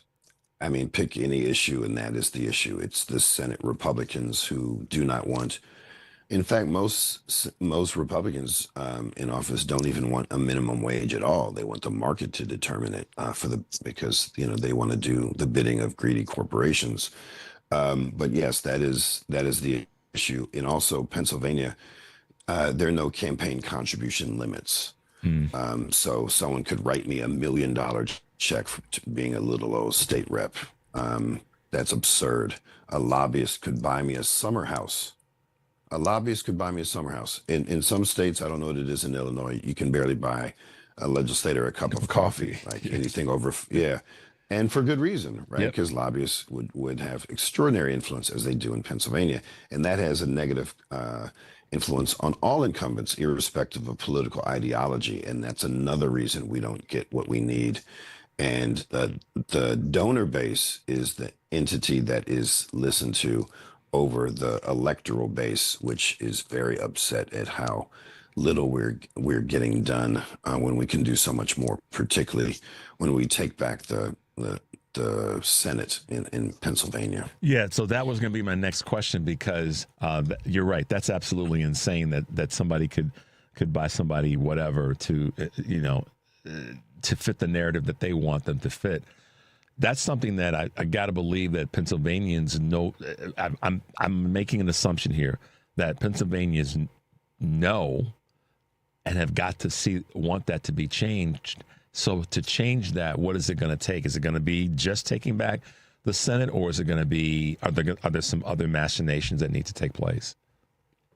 I mean, I'm not sure why you would assume that people would know that in an era where 5 tech bros control most of what we consume. Yeah, right. That's why I said that carefully.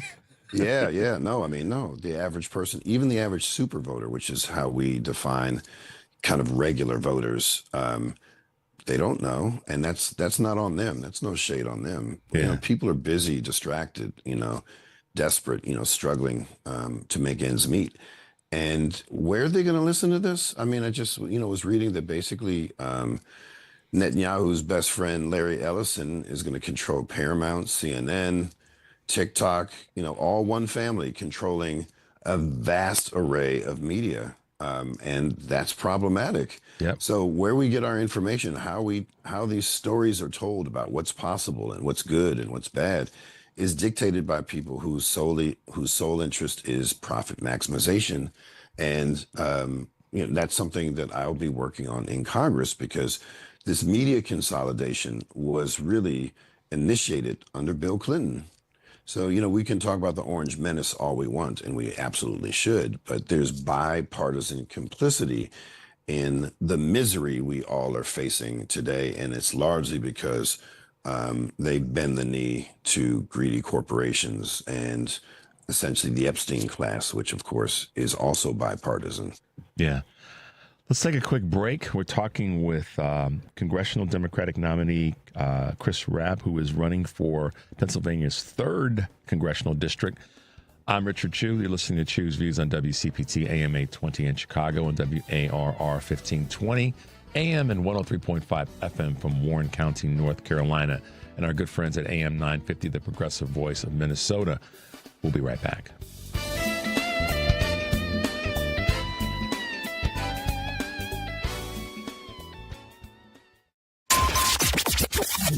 WCPT replay. With us this morning is professor, author, and human resources management consultant Dante King. Donald Trump represents everything that America values and stands for. It's a culture that is rooted and functions upon a foundation of narcissism. It does. And I think that we all, to a degree, are socialized with that. And I think when we look at someone like a Donald Trump, he represents the narcissism to its fullest extreme. He represents the celebrity that we value. He represents the economics of the equation. That's something that we're taught to strive for and see that we value highly. He represents the whiteness, the maleness. And I just think we have to take an inventory of that and what our standards and values really are as a society. Keep listening to WCPT 820 because facts matter. Small businesses are the heart of America. But you don't have to go it alone. As the nation's largest nonprofit resource of expert business mentoring, SCORE has helped millions of entrepreneurs build their businesses for free. Get the connections, education, and guidance you need with SCORE. We're ready to help. Find a mentor today at score.org. 1 in 10 people age 50 and older in the U.S. have early age-related macular degeneration. Because macular degeneration often has no early symptoms, many don't know they have it until irreversible vision loss has already occurred.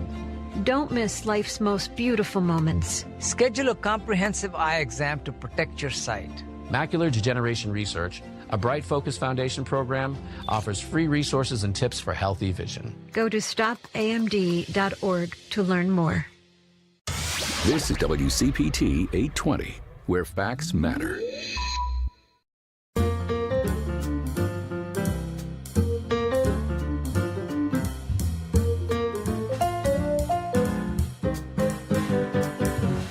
No fake news here. It's Choose Views with Richard Chew.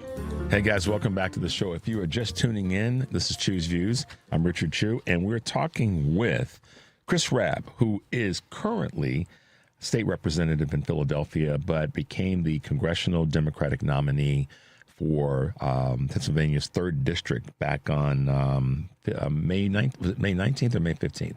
Mid-May. May 19th. May 19th. So, Chris, here's a question, to the point about state rep to U.S. representative. You're going from a representation in terms of just scaling of 75,000 folk to kind of 10 times that, almost 800,000 people in terms of representation. What have been some of the, I guess, in the campaign, what have been some of the things that you've learned about that broader group of people that may be similar to the smaller groups, numerically, and how is that going to kind of be strength for you going forward? Sure. No, great question. So Philly is a smaller version of Chicago. It is a city of neighborhoods. It is ethnically diverse. It is rich in history. And it comes with a certain level of tribalism where, folks from Southwest don't go to Northwest. Northwest doesn't mess with South, Wow. So you have this, so you have these, political cliques and such. And if you come from a political clique, you take care of your own. And you play with others kind of marginally. But when you have that entrenched power that's based in, a certain set of neighborhoods, you build some resistance from other parts of the city. That has not been an issue for me as much because I'm a transplant and am independent of these kind of political fiefdoms over, generations. And so I've had a greater level of fluidity in terms of my ability to navigate different parts of the district. I'm not seen, even though my base is Northwest, my base is constituents. My base is not the political class of a given area within the district. So that's allowed me some mobility that I think other more conventional candidates have not had to navigate.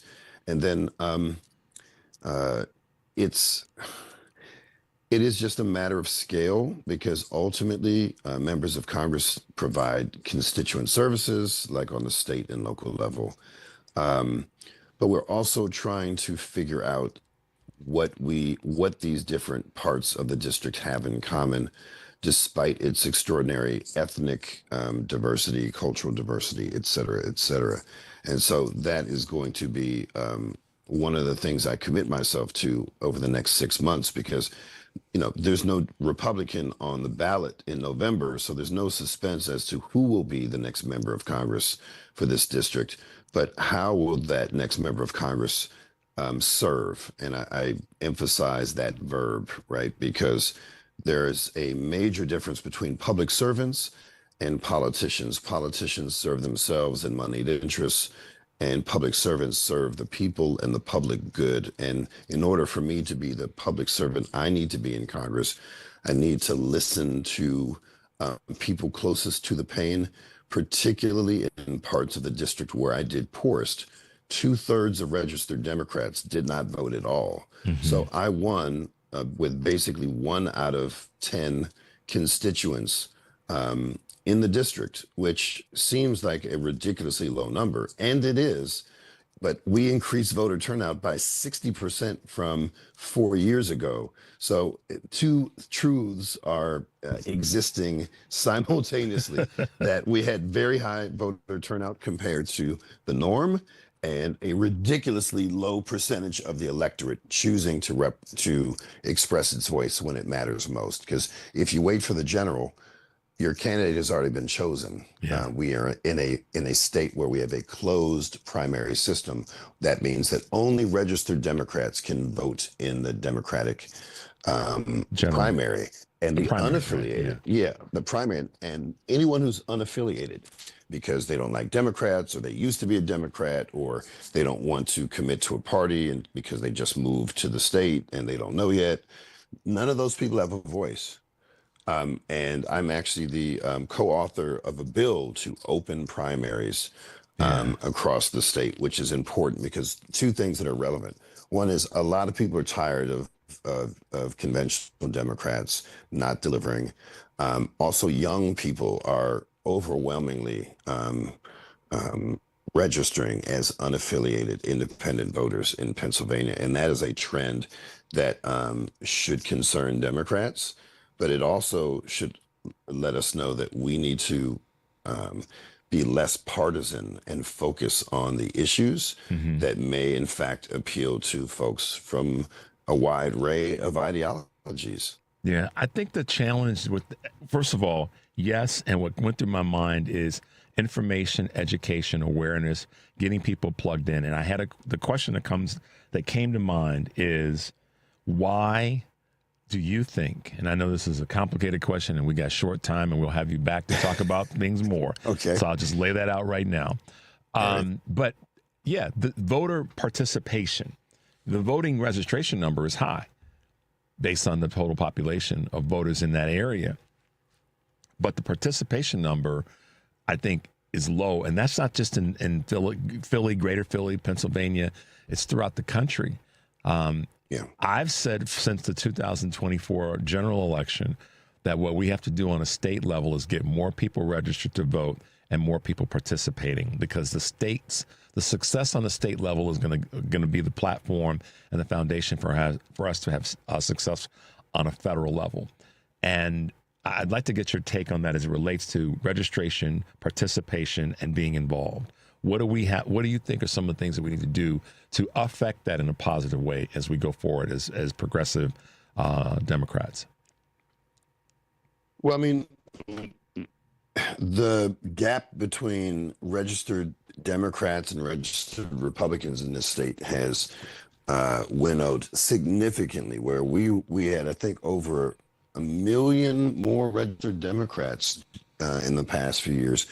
Now that voter registration among Republicans has increased significantly, and like I said before, a lot of folks are leaving the Democratic Party or starting off as independents, we have to give people a reason to register to vote and to register as Democrats. And I think we do a piss poor job of that. I think certainly in one-party towns like Philly, there's an assumption that you're going to vote Democrat because you don't have any other choice. But if 9 out of 10 elections don't have any competition, where there's only one name on the ballot, or there's only one viable candidate and a handful of other non-viable folks who have no money, no infrastructure, why would the party change anything? Because the local party is about entrenched power, about concentration of power. And so if their incumbents are their people and no one runs against them, why would you register voters, right? Yeah. You'd only register voters to win for a statewide or national race. But since Obama came to Pennsylvania and said, I'm not giving money to the Democratic Party of Philadelphia because it's just going to be burned, we're going to do it ourselves. They don't have the infrastructure or the will to do the right thing. They want to win these state and national, but they don't know how because they're a dinosaur. Mm-hmm. The same person has been running our party literally since 1986. He's a former congressman and a ward leader, and running our party, and our voter turnout among Democrats has plummeted over the years under his leadership.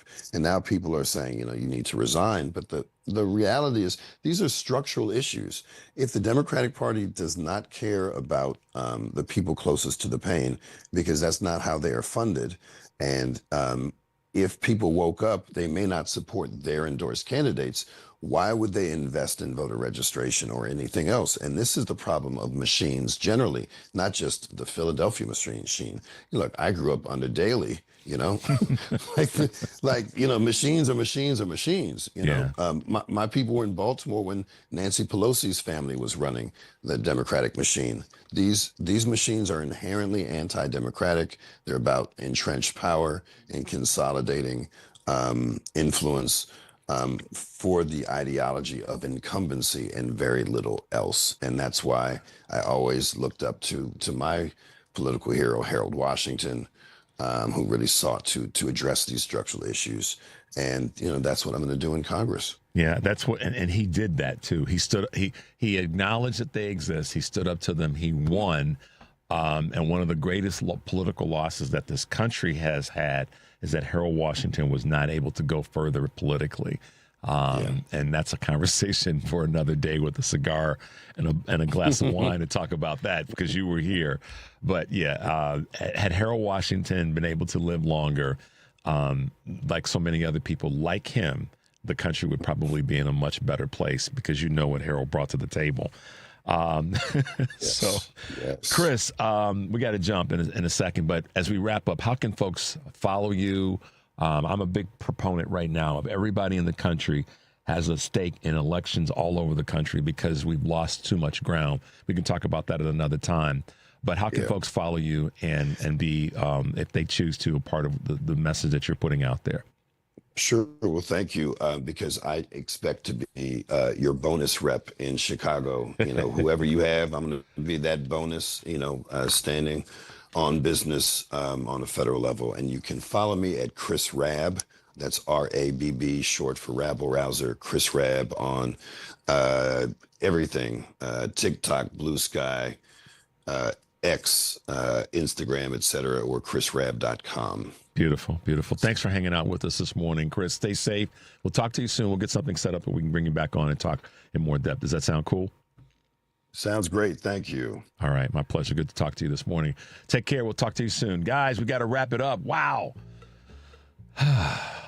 What can I tell you other than thanks to all of our guests, Chris, to Kurt, and of course to Mike for being with us this morning. And thanks to the folks here in the studio making it happen, keeping us moving forward. Stay tuned for the Stephanie Miller Show.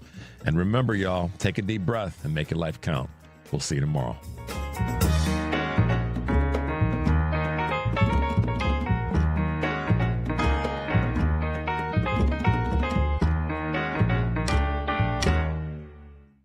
Snakes, zombies, sharks, heights, speaking in public.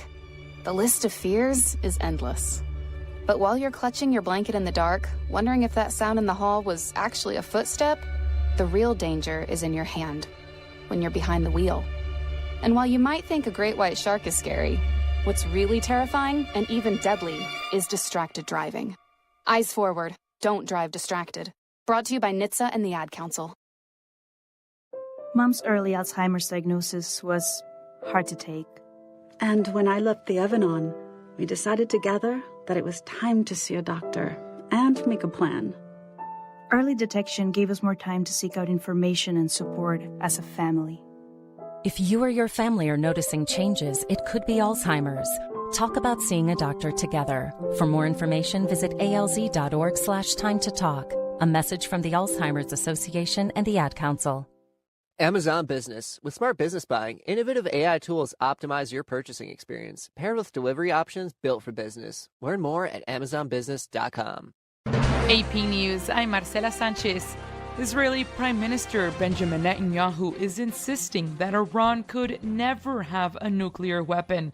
In the same post on X, Netanyahu defended Israel's decisions to attack the Islamic Republic in the past. Just moments before, President Trump said Iran was taking, quote, too long to negotiate a deal, adding that now they will have to pay the price. He made the comments in a post on Truth Social hours after Bahrain, Kuwait, and Jordan came under Iranian fire. Earlier, the U.S. launched airstrikes against Iran after it blamed the country for the crash of a U.S. Army Apache helicopter near the Strait of Hormuz. 4 states held primary elections yesterday. In Maine, Graham Plattner won the Democratic nomination for a U.S. Senate seat. He'll face Republican Susan Collins, the only Republican senator from New England, in November. Nevada also held elections. AP correspondent Donna Warder reports on the issues important to voters in that state. Following Tuesday's primaries in Nevada, Republican Governor Joe Lombardo will face Democratic Attorney General Aaron Ford in November's gubernatorial election. It's considered one of the most competitive governor's races in the country. Las Vegas voter Trudy Platzer says her biggest concern is the rising cost of everything. Gasoline prices, that bothers me, because a lot of retirees and the whole community is suffering with that. Las Vegas voter Jay Jaros has several concerns. Housing, workers' rights, fighting against ICE. Ford has been focusing his campaign on federal health care, food assistance, and affordability, as Nevada continues to see a shortage of affordable housing and some of the highest gas prices in the country. Lombardo vows to focus on housing affordability if he serves a second term. I'm Donna Warder. This is AP News.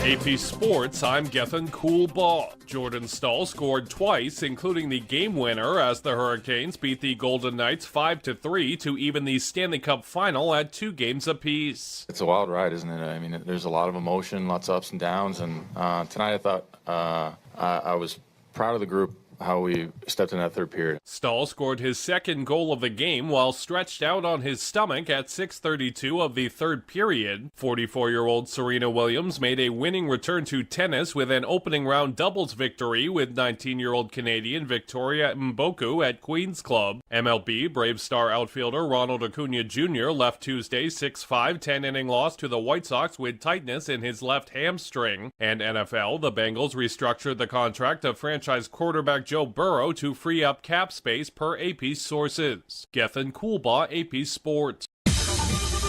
This is 8:20 a.m. WCPT Willow Springs and streaming worldwide at WCPT820.com. We are Chicago's progressive talk, where facts matter. Now your WCPT 820 weather update. From the Weatherology Weather Center, I'm meteorologist Jennifer Wojcicki. A few scattered showers and thunderstorms possible late today. Otherwise, a blend of clouds and sunshine develops with a high around 90. Breezy winds turn southwesterly and increase around 15 to 20 miles per hour, gusting as high as 30. And then for tonight, a chance for showers and storms, mostly cloudy, a low near 71. Thursday, chance for showers and storms here late, a high around 88 degrees. That's your latest Chicago weather update. Currently, it's 81. Chicago's Progressive Talk WCPT Willow Springs is powered by ComEd. Find rebates and discounts on energy-efficient products at ComEd.com/home savings.